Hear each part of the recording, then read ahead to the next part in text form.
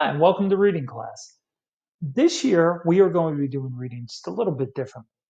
Uh, Throughout the week, I will introduce a story to you, and we're going to work on the skills that we need to have to be good independent readers. So there's more to reading than just reading the story or hearing the story and answering questions.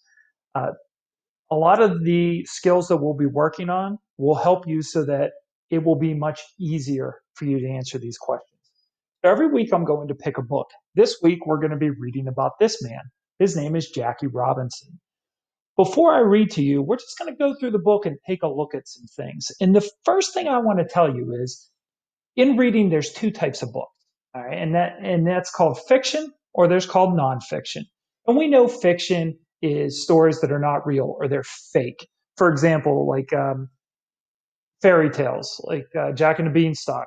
Right? There was really not a kid that found a beanstalk that grew up into the sky and climbed up it and played around in the clouds. That's just not true. It has not happened. So that's fiction. It's fake. But the other type of story is called nonfiction, and that's what Jackie Robinson um, would fit into.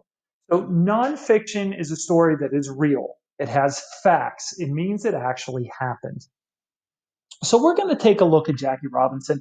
And when we're looking at our nonfiction books, we need to realize that they are going to look a little different than our fiction books. So let's take a look.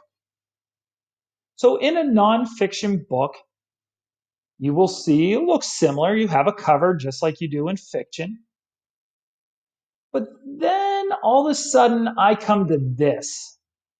And I see this thing called the table of contents. Well, that looks different. I haven't seen that in a fiction book.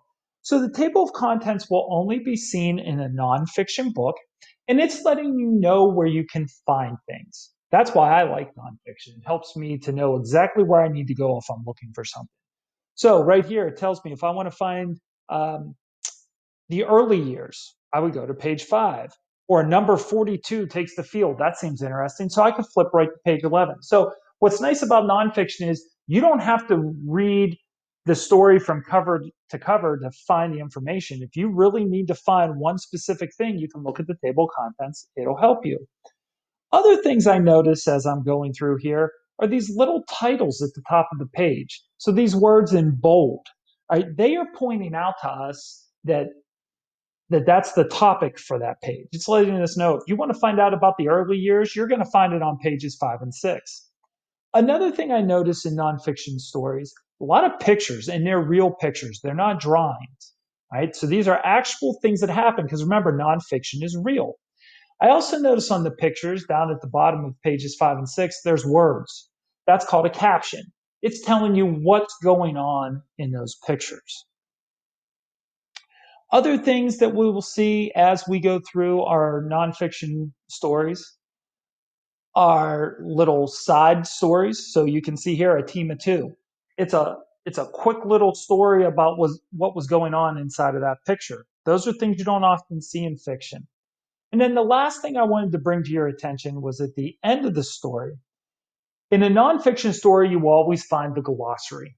The glossary will be definitions of words that are used in the story, and they're not normal common words. They're not words that we use very often. So, for example, you may not know the word integrate.